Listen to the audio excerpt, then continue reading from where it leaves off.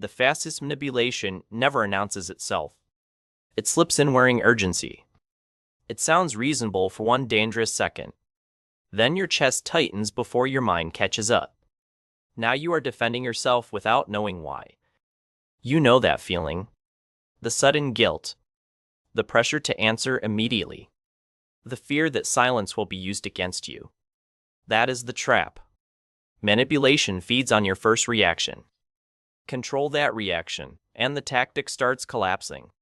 Most people think shutting manipulation down means saying something brilliant, cold, or intimidating in the perfect moment. It usually doesn't. It means slowing the moment enough to stop someone else from scripting your emotions for you. Here's what's really happening. They are trying to move you before you have time to measure what the moment is costing you. The instant shutdown starts there. Not with force, but with clarity, pace, and a boundary you can actually hold. Watch for this. The pressure is often less about the words and more about how quickly you're pushed to respond. If someone needs you confused, guilty, rushed, or flattered to get your yes, the answer deserves more distance. Your first defensive tool is a pause. Not a dramatic silence, just enough space to hear the tactic instead of obeying it. A simple line can do that. Say, "Give me a second," and you interrupt the emotional momentum they were counting on. That tiny pause matters, because manipulation hates daylight. The moment you stop reacting automatically, the pattern becomes easier to name. And once you can name it, you can stop treating pressure like truth. But the move most people miss is this. Manipulation often hides inside normal conversation, which is why awareness has to get precise. The first fast tactic is manufactured urgency. Someone acts like your immediate answer proves your loyalty, kindness, or competence. They say things like, "I need this right now," or "If you cared, you wouldn't hesitate," and suddenly delay feels selfish. Why does it work? Because decent people don't want to disappoint others, especially when the request sounds urgent and emotional. But real urgency explains itself. Manipulative urgency leans on pressure first and details later, if details ever come at all. In everyday life, this can look like a coworker dumping their deadline onto you at the last minute. It can sound like a friend demanding instant emotional labor while ignoring your time, energy, or previous boundaries. It can show up in texts that say, "Answer me now," as if access to you is automatically owed. So here's how you take your power back.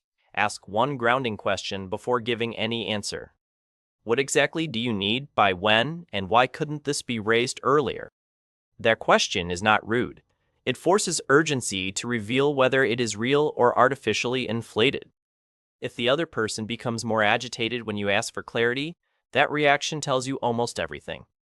Healthy urgency gets clearer under questions. Manipulative urgency gets offended because offense keeps you from thinking. Your shutdown line can be calm and short. "I don't make fast decisions under pressure. Send me the details." Notice what that line does. It rejects the pace without escalating the conflict, and that alone breaks a surprising number of tactics. Here's the sharper reframe. Speed is not proof of sincerity, and hesitation is not proof of guilt. The second tactic is confusion by overload. Instead of one honest issue, they throw 5 half-related complaints at you. Now you're trying to answer everything at once, which means you're answering nothing clearly and feeling wrong anyway. This is common in arguments. The topic starts with one moment, then suddenly includes last month, your tone, your memory, and your character. Why does it work? Because the brain gets sloppy when it is forced to sort too many emotional signals at once. The goal is not resolution. The goal is fog, because fog makes you easier to steer. Watch for long, messy explanations that leave you feeling responsible without leaving you sure of what you actually did. If you walk away thinking, "I still don't know what happened, but I feel guilty," confusion was the tool. Shut it down by refusing the pileup. Pick one issue and hold it there. Say, "Let's stay with the first point," or name the exact action you're talking about. That response restores sequence. It takes a tangled emotional cloud and forces it into one testable claim. If you've caught yourself freezing in moments like this, you're not alone. Tell me below. And notice the deeper lesson. Confusion feels powerful, but it weakens the person who depends on it the moment you slow it down. The third tactic is guilt as a leash. Instead of asking directly, they make your refusal sound like a moral failure.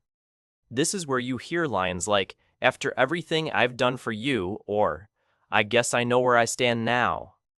The request may be simple, but the emotional price attached to saying no is suddenly enormous. Why does that hit so hard? Because many people were trained early to keep peace before honoring their limits.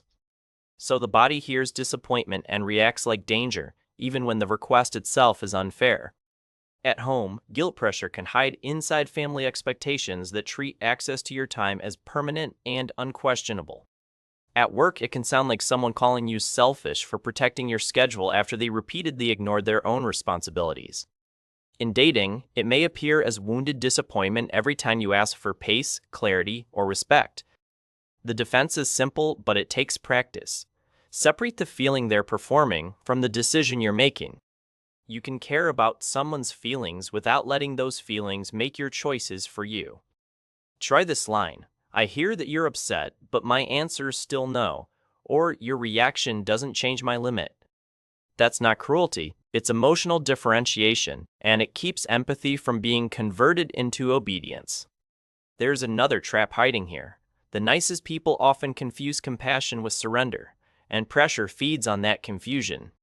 So remember this: protecting your boundary is not proof that you stop caring, it is proof that you are still awake. The fourth tactic is the false choice. You are offered two options, and both are designed to reduce your freedom. It sounds like either you trust me or you're being paranoid, or you can help me now or admit you're unreliable. Notice the trick. A complicated situation gets shrunk into a moral test with only two exits, both bad. Why does it work? Because people want certainty, and false choices feel cleaner than the discomfort of thinking independently. But most manipulative choices leave out the best option, your own option.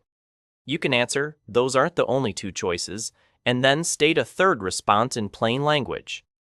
Maybe that sounds like, "I can support you later, but not now," or "I can listen, but I won't accept insults." An everyday example is a boss implying that healthy boundaries mean you are not a team player. Another is a partner treating a request for clarity like an accusation, hoping you choose silence over discomfort. The instant shutdown is not winning the argument, it is refusing the frame that was built to trap you inside it. Watch who gets frustrated when you create a third option. People who want honesty can work with complexity. People who want control usually cannot. They need your world smaller than it really is. You're becoming harder to steer right here. Awareness changes the room before anyone else notices it happening. The fifth tactic is baited defensiveness. Someone accuses, exaggerates, or twists just enough to make you rush into self-justification. Once you're defending your character, they are no longer defending their behavior.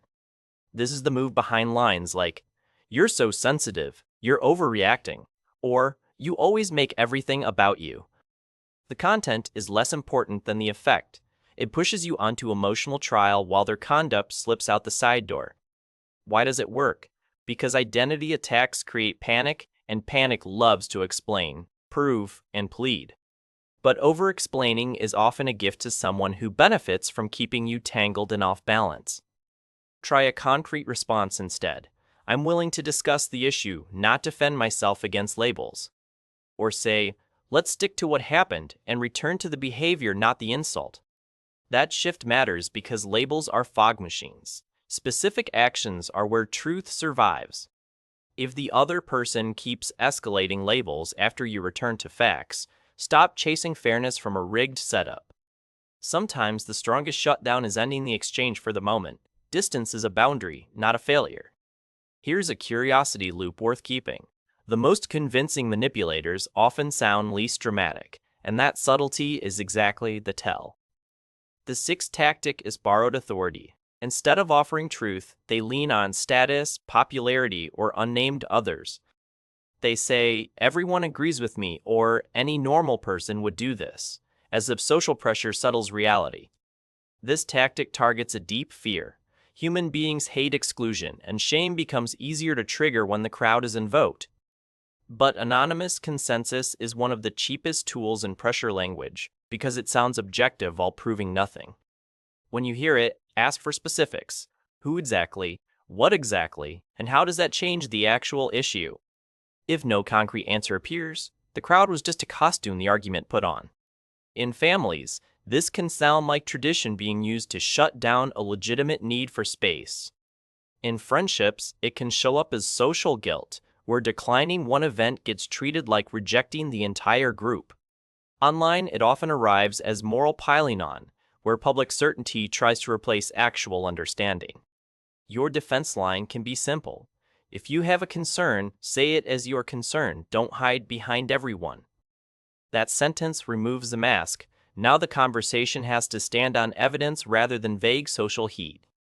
The seventh tactic is selective warmth. They become kind when you're slipping away and cold when you're easier to control. This hot and cold rhythm confuses people because the good moments feel like proof that the bad ones were misunderstandings. But inconsistent reward is deeply sticky. The brain keeps chasing the return of warmth and starts tolerating more instability. Watch the pattern, not the apology. Real care becomes more consistent over time, not more unpredictable. A quick example is someone dismissing your concerns for days, then becoming charming the second you step back. Another is praise that appears only when you are useful, available, or easy to influence. Why does this work? Because relief feels like love when you've been stressed long enough. So here's how you shut it down. Stop grading the relationship by isolated highs and start measuring the whole pattern. Ask yourself one clean question. Do I feel respected consistently or merely relieved occasionally? That question protects you from confusing emotional whiplash with connection. And when the answer is clear, respond to the pattern rather than the temporary sweetness covering it. Say, one good moment doesn't erase the larger issue, and watch whether accountability appears or performance returns. By now, you can probably feel the deeper pattern under all of this. Manipulation is usually less about force than about framing. It frames your pause as cruelty, your clarity as conflict, your boundary as betrayal, and your memory as the problem.